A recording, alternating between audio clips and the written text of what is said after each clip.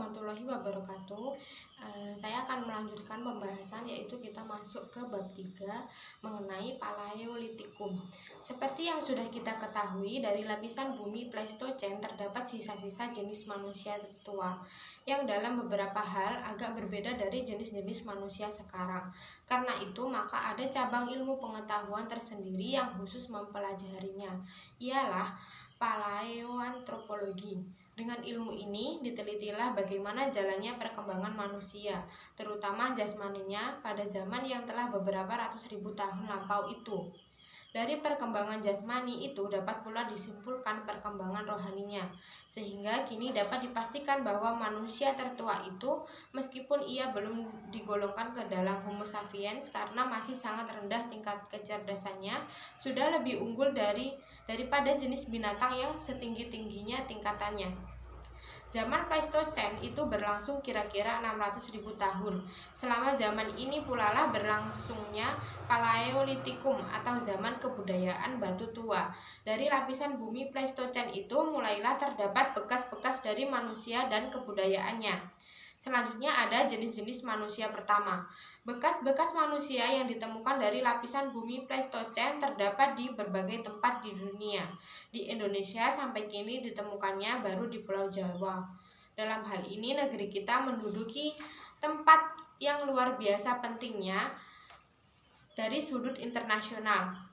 Oleh karena fosil-fosil manusia yang ditemukan di sini ternyata berasal dari segala zaman Pleistosen, sehingga nampak dengan jelas perkembangan badaniah manusia itu.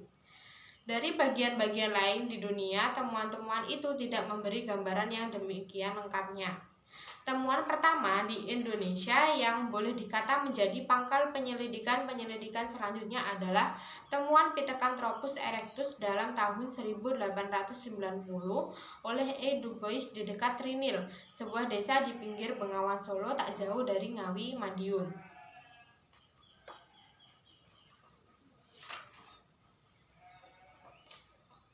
Dalam tahun 1936 sampai 1941 diselidiki von Koiningwat itu daerah sepanjang lembah Kali Solo.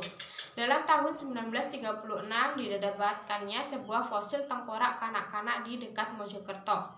Dalam tahun-tahun selanjutnya ditemukan oleh von Koiningwat banyak bekas-bekas manusia prasejarah, di antaranya bekas-bekas Pithecanthropus lainnya, sehingga sekarang kita mempunyai 4 orang dari jenis itu. Di samping itu, banyak pula didapatkan fosil-fosil binatang menyusui, dan terutama berdasarkan atas fauna. Inilah maka ia dapat membagi diluvium lembah Kali Solo dalam 3 lapisan. Paling bawah ialah lapisan jenis Pleistosen bawah. Di atasnya terletak lapisan Trinil atau Pleistosen tengah, dan paling atas ialah lapisan Ngandong atau Pleistosen atas. Dalam pembagian 3 lapisan ini ternyata bahwa Pithecanthropus erectus Du Bois tempatnya di lapisan Trinil, jadi dalam lapisan Pleistosen tengah. Adapun Pithecanthropus lain-lainnya ada yang di Pleistosen tengah juga, dan ada yang di Pleistosen bawah.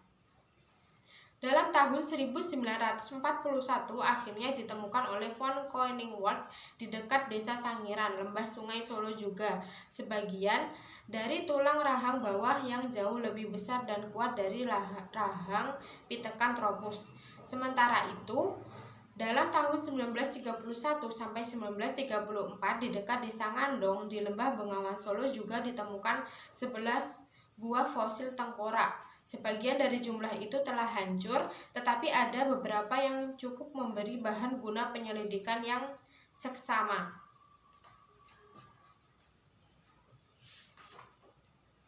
Yang selanjutnya ada kebudayaan pertama. Hasil-hasil kebudayaan yang tertua di Indonesia ialah yang ditemukan di sekitar daerah Pacitan dan Ngandong. Maka, menurut nama kedua tempat penemuan itu, kebudayaan Paleolitikum dibagi atas yang pertama kebudayaan Pacitan dan yang kedua ada kebudayaan Ngandong. Kebudayaan Pacitan. Dalam tahun 1935 di dekat Pacitan oleh von Koningwald ditemukan sejumlah alat-alat batu. Alat-alat semacam yang ditemukan itu biasa dinamakan kapak genggam, yaitu alat serupa kapak tetapi tidak bertangkai. Dipergunakannya ialah dengan digenggam dalam tangan. Di antara kapak-kapak itu ada yang dikerjakan kasar sekali, sekedar mencukupi keperluan saja. Ada pula yang lebih banyak dikerjakan. Bukti bahwa memang sungguh-sungguh ada kepandaian untuk membuat alat dari bahan seadanya. Alat-alat Pacitan ini dalam ilmu prasejarah biasa disebut cuper atau alat penetak. Yang selanjutnya ada kebudayaan Ngandong. Di sekitar daerah Ngandong dan Sidorejo dekat Ngawi Madiun didapatkan banyak alat-alat dari tulang di samping kapak-kapak genggam dari batu. Ada di antaranya yang dibuat dari tulang binatang menjadi semacam alat penusuk atau belati. Ada yang dari tanduk rusa. Termasuk kebudayaan Ngandong pula ialah yang ditemukan di dekat Sangiran. Alat-alatnya kecil yang biasa dinamakan flekes dan sebagian dibuat dari batu indah seperti chalcedon. Dari semua penemuan itu yang menghasilkan ribuan alat-alat Paleolitikum dapat diketahui sedikit tentang penggunaannya. Dan dengan demikian tentang penghidupan manusia zaman itu, alat-alat itu menunjukkan bahwa dipergunakannya ialah untuk berburu, menangkap ikan dan mengumpulkan keladi, ubi, buah-buahan dan lainnya. Adapun tentang kebudayaan kerohaniannya, kita tak dapat mengetahui dengan sebenarnya. Bukti-bukti boleh dikatakan tidak ada atau jika ada, sama sekali tidak mencukupi untuk memungkinkan kita mengambil kesimpulan dan memberi gambaran yang nyata. Yang selanjutnya ada keadaan kepulauan kita. Menurut penyelidikan geologi, kepulauan kita mulai terjadi dalam pertengahan zaman Tertier. Bentuk pulau-pulau itu sangat berlainan dari keadaan sekarang. Pulau Jawa hanya terdiri atas tanah pegunungan Priangan sekarang dan daerah Gunung Sewu atau pantai selatan Jawa Tengah saja, dan merupakan semacam jazirah Asia Selatan. Melalui titian tanah itu datanglah binatang-binatang, di antaranya berbagai jenis mamalia dari Asia ke Jawa. Bekas-bekas fauna itu terdapat di bagian timur Jawa Barat, fauna Gijulang, dan di bagian Jawa Tengah di dekat Bumi Ayu, yaitu fauna Kali Gelagah. Fauna itu sangat menyerupai fauna waktu itu di India, Burma, dan Tiongkok Selatan. Pada zaman akhir Tertier ada permulaan zaman Kuarter. Laut antara Jazirah Jawa dan pulau di sebelah utaranya semakin menjadi kecil. Akhirnya menjadi semacam danau yang airnya makin lama makin tawar. Tekan tropus. Mojokertensis yang fosilnya didapatkan di lapisan bumi Pleistocene bawah. Jenis manusia ini adalah yang paling tua dan yang dapat ditemukan di seluruh Asia. Dalam lapisan bumi ini didapatkan pula banyak fosil-fosil binatang, fauna jetis. Di antaranya yang menarik perhatian ialah bekas-bekas anthropoides seperti orangutan dan gibbon. Dalam zaman Pleistocene Tengah, es kutub mencapai luas yang sebesar-besarnya, sehingga permukaan air laut turun sampai lebih dari 100 meter, disertai dengan naiknya tanah di berbagai bagian akibat pergeseran lapisan bumi dan kerja gunung-gunung berapi. Maka laut-laut di Indonesia banyak yang menjadi kering.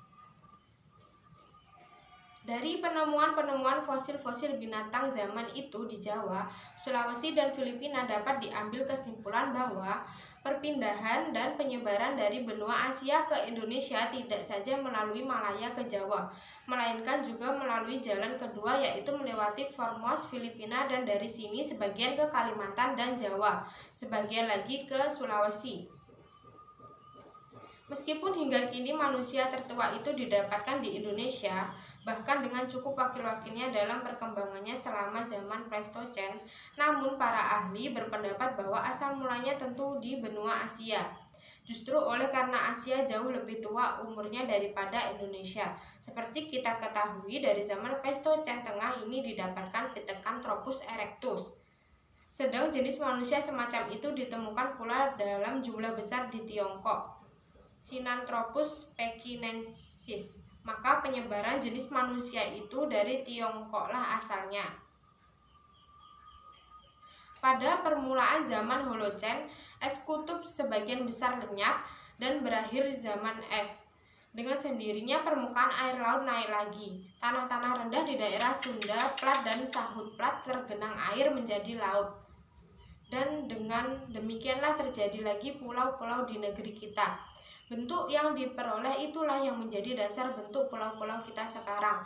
Perubahan garis pantai terutama sekali disebabkan oleh kerja sungai-sungai dan gunung-gunung berapi.